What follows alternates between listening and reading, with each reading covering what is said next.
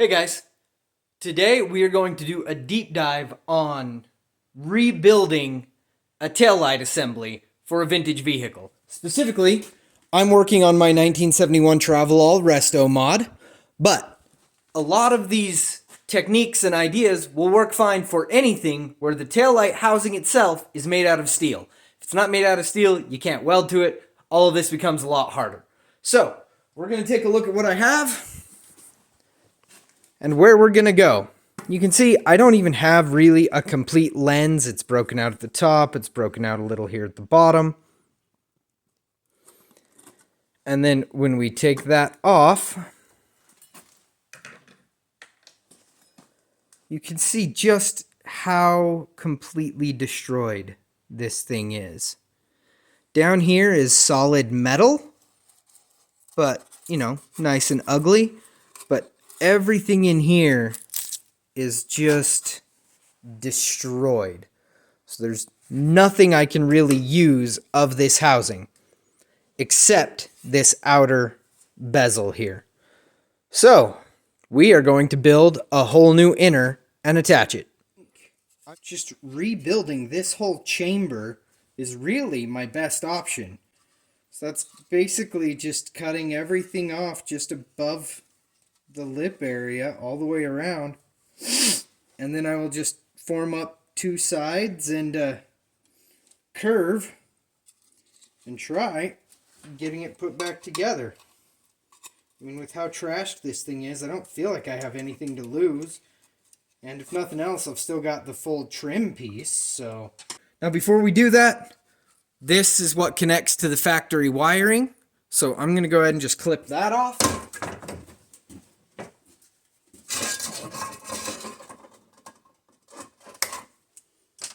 And we'll save that. Then you can try to fight the bulb out if you want. I'm afraid this thing's going to shatter in my hand, so I'm not too worried about that bulb at all, especially because we're going to replace this entire socket anyway. A couple of things you'll want to pick up before you get started. Universal dual filament. You can see it has the two wires in it. This is for the bulb type they call 1157, which you can see right there, which is stop and tail light style. Guess it's part number 85860. I like these because they have a bunch of the claws around them that really snap in place, but that's really not necessary. There's a variety of this kind of thing available. So you want one of those. I picked up a new set of bulbs. We are going to want some card stock for a job a little bit later. And then I've got a couple of pieces of metal that I'm going to use to make the new housing.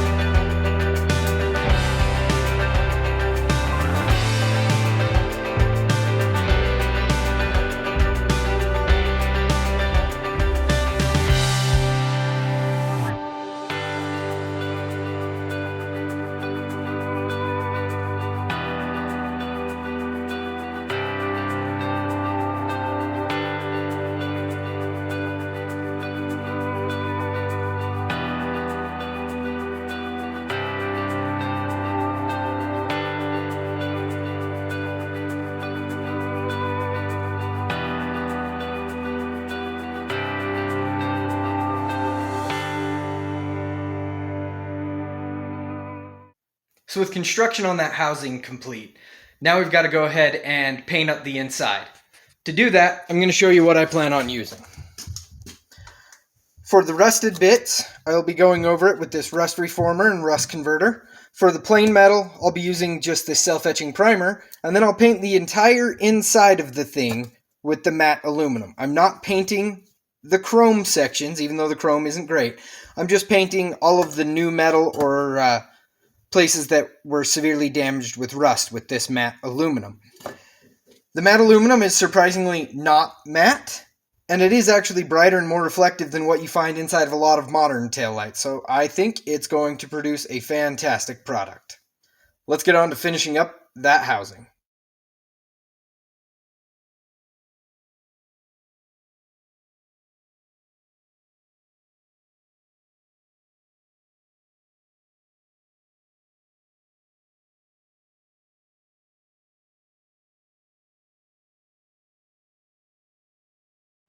So we've got that hole all drilled out, and I'm fitting one of these sockets in.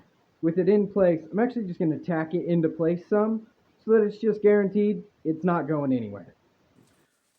While that paint is drying, we are going to move on to another part of the project, which is figuring out a new lens, which now is covered in a lot of that silver spray paint. Be careful, that stuff covers everything with overspray, man. It's bad. But anyway, you can see just how bleached out this thing is, in addition to being cracked. So even if it was whole, it doesn't have any color to it. Now to fix the parts that I'm missing, I'm again just going to turn to some tape just to give me a rough idea of what the outline used to be. It doesn't need to be perfect at all. It can just help me understand my overall picture. And I don't think I even need to bother with it up here because I can pretty much see it. So we are going to make a quick template out of this. The reason we want a template out of something like cardstock here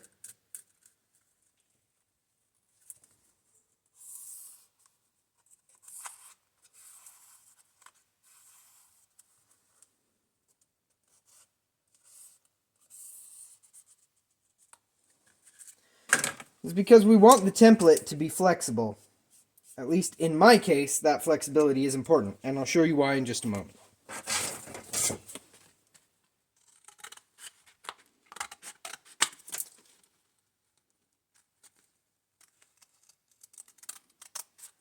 One important thing, when you're using a marker to do this kind of stuff, right where there stops being marker is actually the line you want to cut on. So you make the marker disappear, and you're cutting in right along the shape that you were looking at.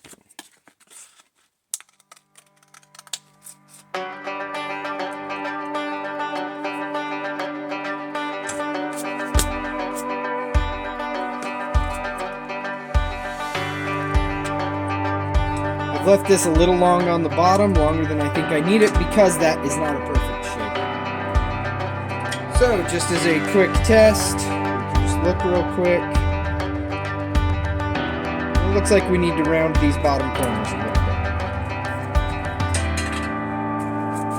And that may be due to some of the filling that we did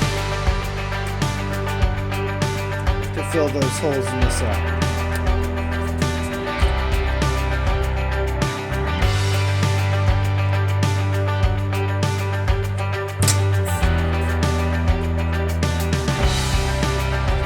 Check that again. Overall, looking pretty good.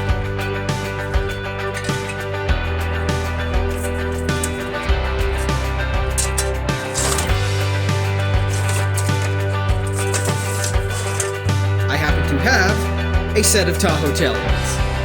The reason a flexible template is so important is I'm going to reuse that Tahoe taillight to make me a new lens.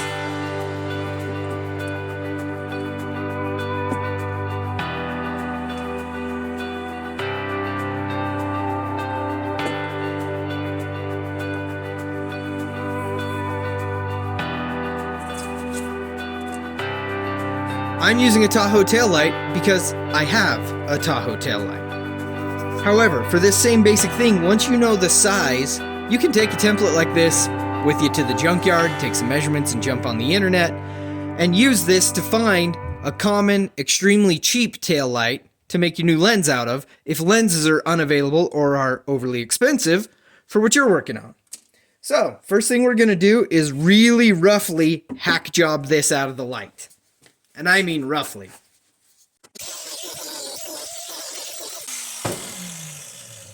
I advise you wear long sleeves doing this because if any of that plastic gets flung at you, whew, it's warm.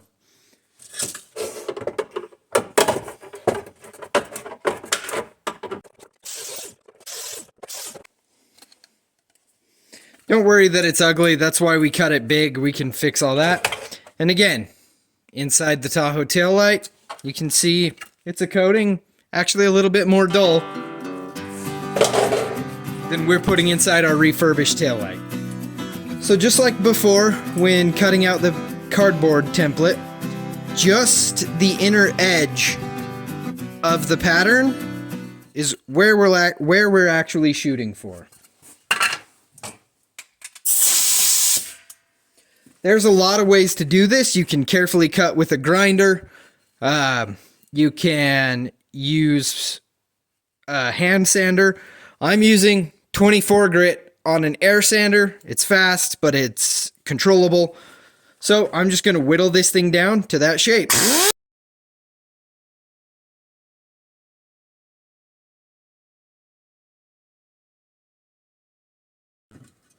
So we've got it sanded down into shape, and you can test the flexibility of your piece. This is actually surprisingly flexible, although I will put some weight on it and use the heat gun to really flatten it down some in a bit. But overall, it will go flat. So I can put it in and press down on it and see if I've got a good fit. And actually, overall, that fit I think is fantastic. So we can mark our screw holes.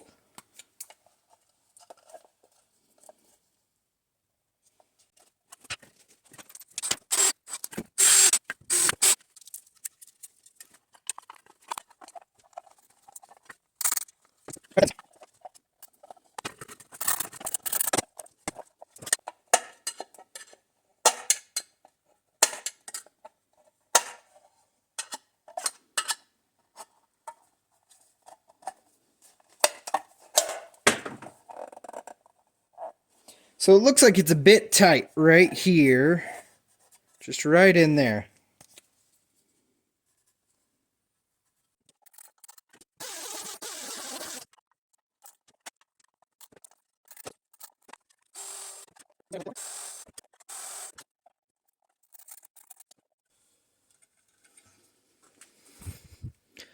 And there you go. That's the basic finished product. I am going to need new gaskets for the back all the way around, as well as for under the lens itself. To do that, I'm actually just going to cut a piece of yoga mat and set that in there. It's a high density foam. It resists water, so it does a great job for make your own gaskets, and you can buy one at Walmart for, $7 or $8 and have enough to make 1,000,000 gaskets.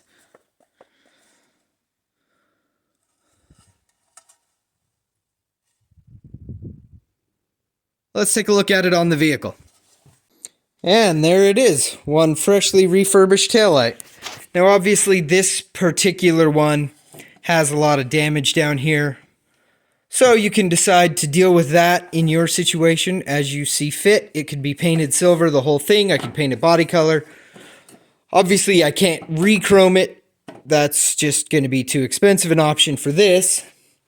But I have done another one of these, and this one didn't have quite so much damage, and actually looks, as you can see, really quite nice. Alright, so we've got that taillight installed. I don't actually know how I feel about the gasket. Maybe that's just a waste of time and makes it look silly, but bing! Bam! Taillight! I think I'm going to try putting it back together without the gasket, see how that looks. So there's the lens without the gasket. It does look quite a bit nicer. Just have to paint a couple of screw heads and that'll polish that off, have that totally finished, I think. So the next thing we'll need to do is refurbish that lens so that it looks as nice as this lens. As a special bonus feature, I'm going to show you guys how to take a completely sun-faded, almost no color left in parts of it lens like that and give it back some color. This is actually one of the original Travelall lenses. I just used it as a test piece to make sure my technique was good. And so this one has been all painted up. So you can see there's not a lot of color in there. But if we look at this other one, you can see we've got plenty of color in there. And this is the new lens that I made up from the Tahoe lens. So, in order to restore a faded old taillight like that, we are going to use a product a little bit off-label.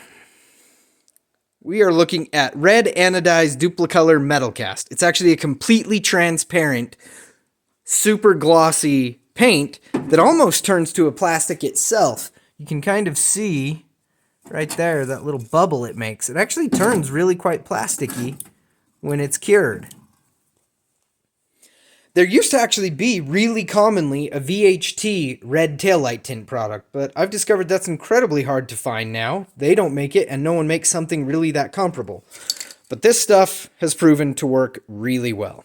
So let's go ahead and get the white portion of the lens here all masked off, and then we'll be ready to start spraying. Now the key to using this stuff is a lot of really light coats. It comes out pretty thin, so in something like this, it will run down to the bottom if you put it on heavily at all. So you really are just looking at light coats from every direction. So I'm going to put 6 or 7 coats on this, and then I will bring you guys back. And we are back just a few minutes later. All I did 8 coats, and what I would do is I would paint it, and then rotate it, paint it again, and I did that twice. I rotated it all the way around because there's so many shapes to create the reflector. I just kept rotating it to get the paint all the way around. But you can see there is the finished product. And for comparison, it looks just a little bit darker than the upper lens. But when compared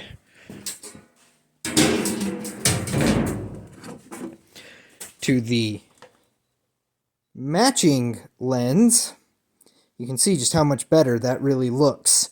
And you can also see that the reflections come through as red. They have a hint of orange to them, but still, I think that looks really, really nice. So we just need to get the other one done up. There's one other problem I have to deal with on this. It's cracked all the way along the bottom, so I'm just going to use some clear epoxy to set that all back together, and then give it the same paint job. And there is the complete refurbished taillight set. I am really happy with how these turned out. I think they look fantastic. But I'm really, really happy with how well they turned out, considering how much money I had to spend. I made this lens out of parts I already had from my parts vehicle, and just restored this lower lens. Really, this cost me maybe $25, $30 to do both taillights completely. I had to buy the paint I did these. That was about 13 to 15 bucks. That metal cast paint, I bought it at O'Reilly's. If you don't have that bright shiny silver paint, can of that's going to run you, I don't know, $9, $8. It's just a regular can of spray paint. And then I had to buy the sockets that I put in for the lights. And those were $5, $6 a piece. So, all told, for somewhere under 30 bucks, I've got taillights that I think look phenomenal, especially considering how the rest of the vehicle looks. Man, I'm just really happy with how that all turned out. Anyway, guys, thanks for watching. Hope you enjoyed this taillight restoration. We'll catch you on the next one.